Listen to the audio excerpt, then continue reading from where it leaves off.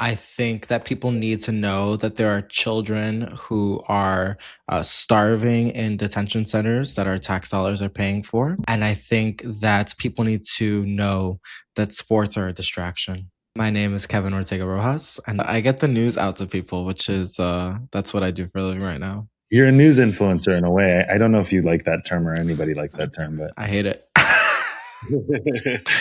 but you wake up at 5 a.m. every day or most days. You monitor two phones, you watch hours of congressional hearings, and you post up to 30 times a day, all as a single parent.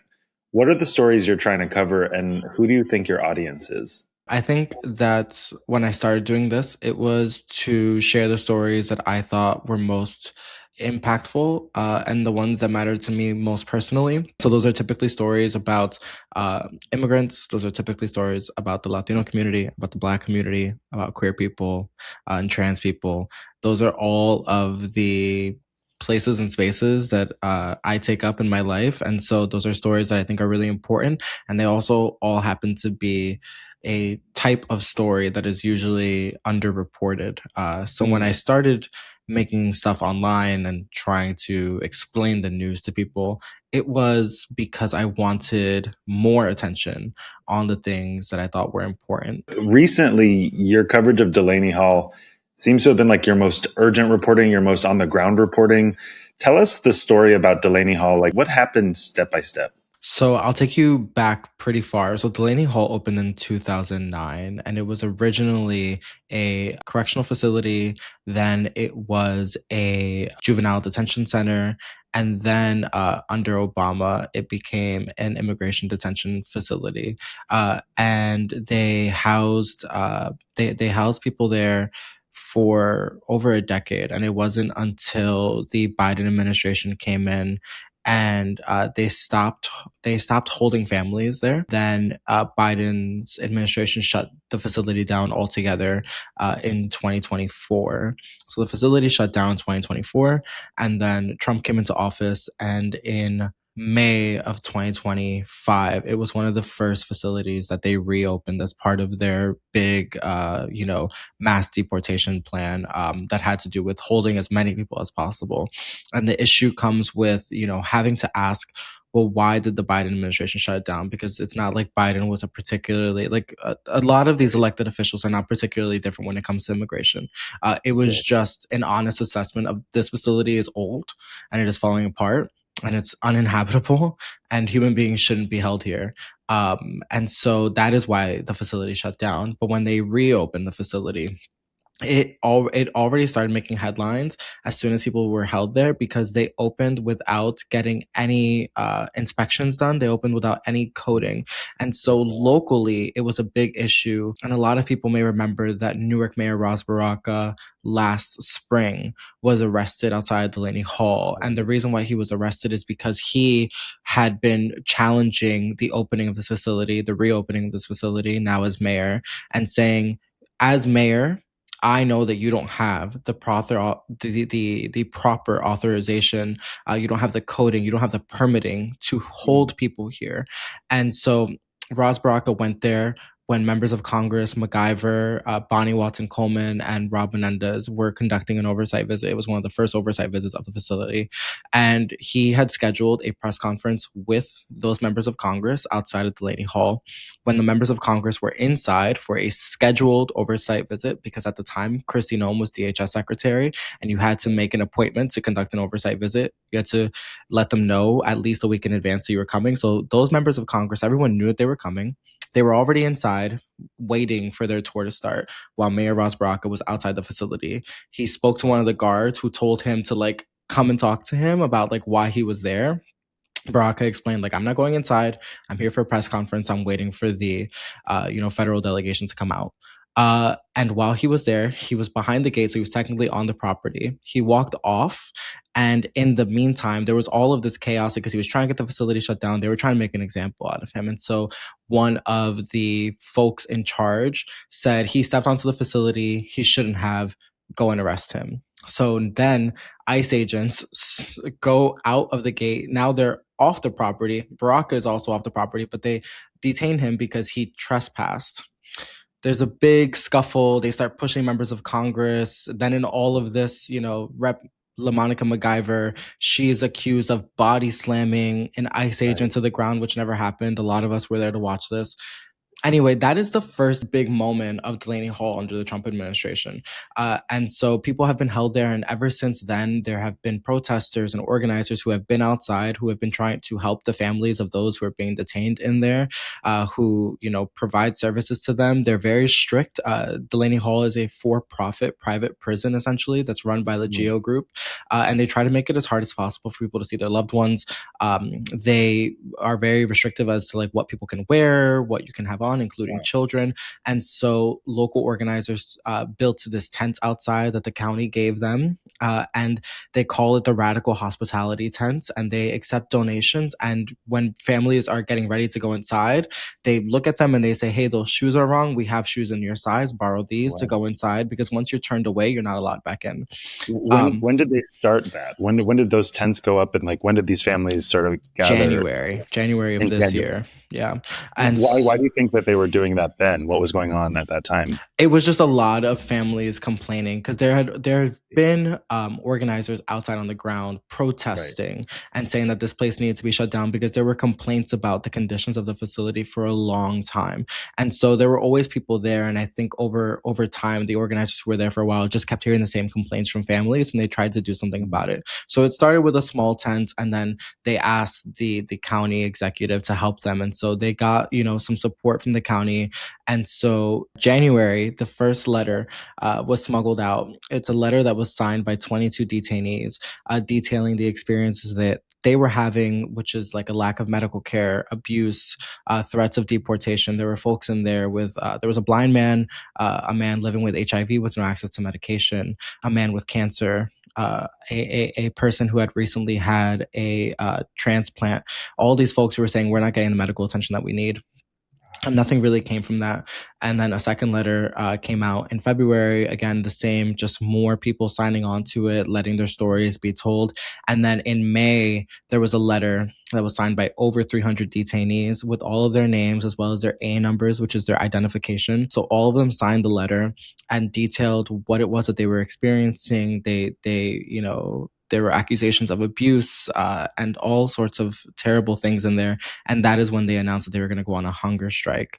And their top demand was for Governor Mikey Sherrill to come. In addition to that, they demanded that the elderly, the young, and the sick, the most vulnerable among the detainees, be immediately released. They demanded that all of their cases be adequately reviewed, because many people have been sitting in there since last spring without ever even getting a habeas corpus hearing, which is your first hearing where a judge decides if your detainment is even legal. Like, people are sitting in there and they're delaying their hearings, and you're supposed to be requesting them. So people in there are actively requesting court dates and then being denied. And a lot of them, the paperwork is only available in English. A lot of them are not able to fill this paperwork out on their own. They don't have legal representation. And there have been many people who have been inside Delaney Hall who translate for each other, and then they've been retaliated against. They've been transported to other facilities or put in solitary confinement because they don't want them helping each other out. And the fourth demand was that the facility eventually be closed and they all be released. With that number one demand being that Governor Mikey Sherrill come, there was a lot of attention on Governor Mikey Sherrill, a lot of folks online demanding that she come out. And it took 3.5 days. It wasn't until Memorial Day, which was a Monday, she came out to the facility. A lot of folks heard about it. I knew that she would be there. That was the fifth day in a row at that point that I had already been there covering the protests, which were growing in size a bit. But that day was like the largest day. There were all these people on the ground, organizers, labor organizers, activists, families of those detained, who were waiting to try and see their loved ones. And Governor Mikey Sherrill was there. She was there for about 30 minutes or so, and they denied her entry. And some of the activists on the ground got very... They confronted her and said, someone expressed that it had taken her too long to get there and accused her of not caring. Governor Cheryl responded by saying that she had been working behind the scenes with members of Congress to try and get approved to come in so that what happened didn't happen, which was she showed up and then they slammed the gate in her face, literally, and trying to, stay on the same page with members of Congress who do have oversight to be able to go inside the facility. And so it became a really big circus. And so she ended up leaving. And I personally believe that if there wasn't that large confrontation, that maybe the governor would have stayed. But I also know that people have a right to express themselves, and that may have been their only opportunity to speak to her directly. But when she arrived, she spoke to a lot of families. She only spoke to families. She actually never spoke to the press. She spoke to families and tried to hear about the cases of their loved ones in there and connected them with her team. And members of Congress did get to go inside to conduct an oversight visit. Representative Rob Menendez went the night before, Sunday night, because one of the organizers of the hunger strike inside of the facility, his name is Martin Soto. He had been threatened that he was going to be transferred. And so there was this whole situation on Sunday evening where Martin, and there are protesters and organizers outside, including his pregnant wife, and they're watching from the gate, and they can see Martin being dragged onto a transport van, and he's like fighting off guards who are hitting him, and we can see it's very violent, and people are protesting, and they're like lining the gate, and they're saying, we're not going to let you take him, is basically what they were trying to get at. And so there was this big confrontation between the GEO Group staff and protesters, because it's GEO Group who runs this. It's a private detention facility. ICE doesn't function out of here. And so eventually they retreated, and they took him off of the van. They went inside. And so then people started calling members of Congress. Representative Rob Menendez is very responsive, and Martin is also his constituent. And so he showed up at around 8 p.m. to conduct an oversight visit to make sure that Martin was still there. And he promised his wife, Gabby, that he would make sure that he was still safe inside. I arrived maybe about 30 minutes after that. They had been giving him a hard time. And basically, an official at DHS told GEO Group, do not let him in. We're not letting him in. He has to wait. There's no one, they tried to delay it. And Rob Menendez now is on the inside of that gate that I mentioned before that Ras Baraka had crossed. So we're all on the outside, and he's at the inside, telling us. And now it's been about 3 or 4 hours. And we thought that he was already inside conducting an oversight visit, and he came out to tell us, actually, no, they've been holding me in a waiting room. They haven't let me do anything, and he can't call anyone because you can't take a cell phone onto the property, and he drove there without any staff. So his phone is in his car that he can't access because he's behind the gate. So he starts telling us, call members. And I have a bunch of members' cell phone numbers. So I'm calling people. It's midnight, and I'm calling Rep. Analilia Mejia, and I'm Rob Menendez is behind a gate and he needs help. He's here by himself. Can someone get here? Her team got to me at 3 a.m. and they're she's getting up. But because he was behind the gate, he was afraid that he wouldn't be allowed back onto the property. They told him that he wasn't going to see Martin until 8 a.m. He stood out there in the rain all night with us, and just waited until the governor arrived. And the scene was really chaotic at that time, right? Was this at the time that there was just protests and agents everywhere? And so that happened after all of this, which was the crazy part. So yeah, we're all just getting into the story way late, publicly, I feel. Yeah. So again, now it's later that day. Now it's Monday. Members of Congress show up. They're ready to conduct an oversight visit, but GEO Group is saying the governor is not going to be allowed in. And because all of this chaos is happening, there's press everywhere. We're not going to let anyone in. So they're waiting. They're stalling. It's been hours. So the governor eventually says she's going to leave because otherwise the members would never get inside. Members finally get inside. When they get inside the facility, it's Senator Andy Kim and 4 members of Congress of the House. They get inside. They come back out. They tell us Martin is gone, and he was transferred last night. While Rob Menendez was at this gate, at the north gate, they took Martin out of the south gate. And that was when at night there was all of this pushing of cars and getting people out of the way.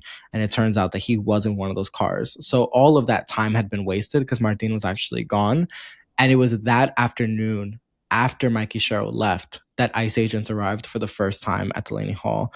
It might have been the second time that they were there, that weekend, but it was the first time that they had arrived armed with pepper spray, like dozens of them masked. And then from there, it was just several days of chaos and violence with masked ICE agents who were there responding to the fact that protests were growing. But what happened at this point is that the protests started growing because the ICE agents were there.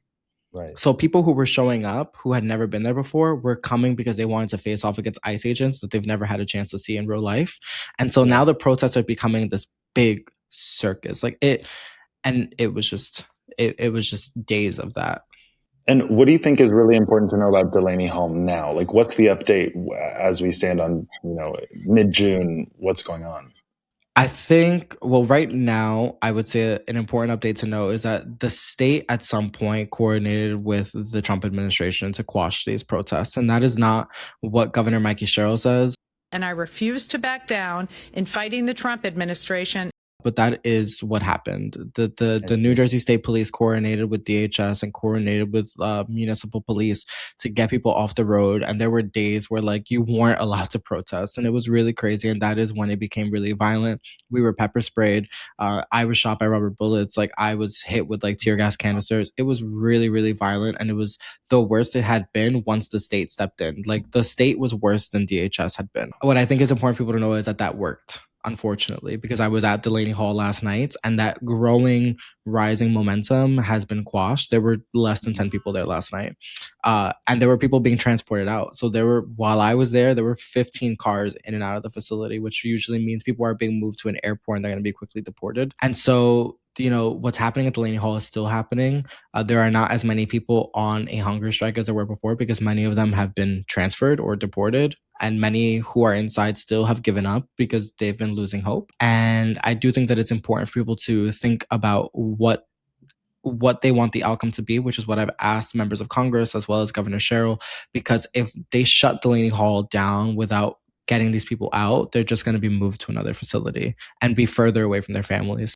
It's so important to document. It's like a for-profit concentration camp that's so tight. You have to smuggle letters out. People are complaining of ill treatment, no access to medical care. I've heard complaints of the food being poisonous. Like I've heard so many different kinds of allegations a part of this. But what my question is what do you think that is happening at Delaney Hall? Like, how do you think that reflects a larger story? Like, what do we need to be taking away from your coverage and the story itself? The biggest thing that I can think about Delaney Hall is that this administration views people as a tool to make money off of. I think that this administration is obsessed with making as much money as possible off of the suffrage of other people. And so I interviewed someone whose name is Henrique, who has since being held at Delaney Hall, was deported back to Portugal, and he grew up in the United States. He's married, he has a kid, but he had been here since he was 2 years old. He has never been to Portugal. And the Trump administration stopped him from being able to be approved for DACA. So they are intentionally making it hard for people to even achieve legal status, on top of stopping asylum cases and things like that. And so what he told me is that Delaney Hall is basically a revolving door, because I've been there when people are being released. And so there's this big celebration usually when someone gets out and they're reunited with their family, and it is lovely to see. But something that people should know is that person's going to be replaced by someone else. They never release someone from Delaney Hall unless they know that someone else is coming in, because this is a cash, this is a cash grab. That's what all these people, that's what they all represent, is a dollar sign. And so as much as, people may celebrate when someone is released, the truth is that someone else is going in.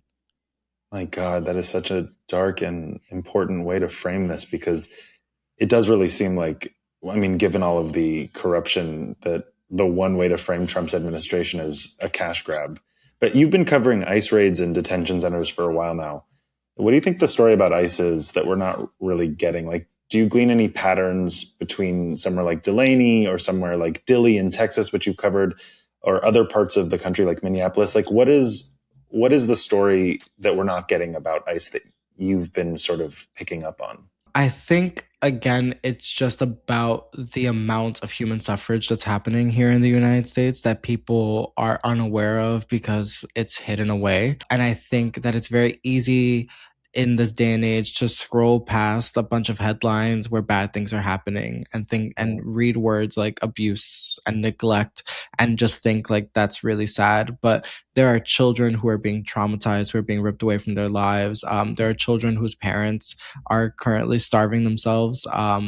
And there's permanent damage being done to people for the sake of making money off of them, because I think it's something like 7.6% of people being held inside Delaney Hall have a criminal record, and those criminal records are things like DUIs and like parking tickets. Delaney Hall and Dilley Detention Center and these places where we are seeing the most abhorrent reports of abuse and neglect.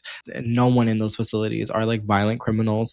And I think it's important for people to listen to the stories of those people and to combat the misinformation that is being peddled by the Trump administration that everyone is like some murderer or, you know, some rapist. And I am someone who believes that I don't care who you are. I want no part in, you know, causing you to suffer, even people in prison. I just don't, it's just not something that I agree with. And so I think that even that justification, if it were true, to me, doesn't make any of this okay. Sorry to be so obvious, but it sounds so much like Zionists and their tactics against Palestinians that it's remarkable almost just hearing the facts and the sort of ways that this is all going down really is reminiscent of how Palestinians are treated all throughout like sort of occupied land. So I guess my question is what's the best way to resist this fascism?